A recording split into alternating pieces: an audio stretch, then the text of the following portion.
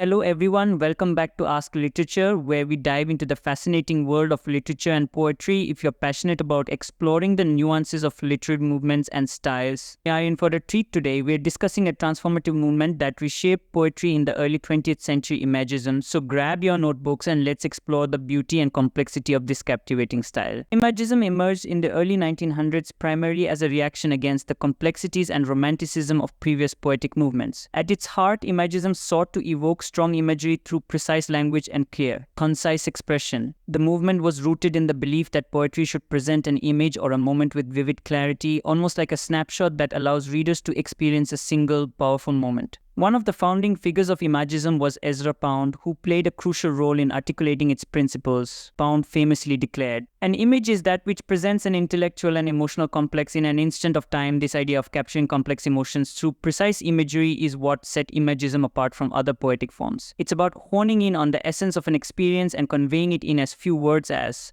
possible. Another pivotal figure in the Imagist movement was H.D. or Hilda Doolittle. Her work exemplified the Imagist principles beautifully. Take, for instance, her poem Ornate, where she encapsulates the experience of nature in just a few lines. H.D.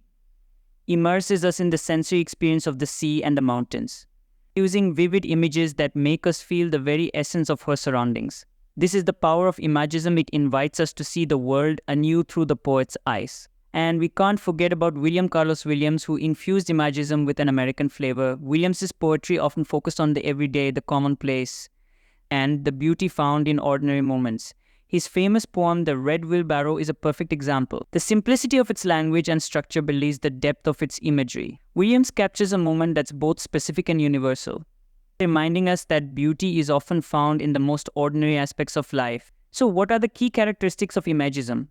First and foremost, we have the focus on concrete images. Imagist poets believed that abstract concepts should be avoided in favor of tangible sensory experiences. They sought to create poems that would evoke a clear visual image, allowing readers to see what the poet saw. This emphasis on the visual aspect often resulted in powerful, memorable lines that linger in the mind long after reading. Another essential aspect of Imagism is the importance of rhythm and sound. While Imagist poets prioritized imagery, they were also keenly aware of how language sounds when spoken. The rhythm of the words often mirrors the images they describe, creating a musical quality that enhances the overall experience. This interplay between sound and imagery is what gives Imagist poetry its unique emotional resonance. Imagism was not just a literary movement, it also influenced visual art and other forms of expression. The movement aligned with the broader modernist tendencies of the time, reflecting a shift toward abstraction and a break from traditional forms. As artists sought to capture the essence of their subjects, Imagism became a bridge between literature and visual arts, emphasizing clarity and precision in both mediums. In many ways, Imagism paved the way for later movements like modernism and even postmodernism. It challenged poets to think outside the box,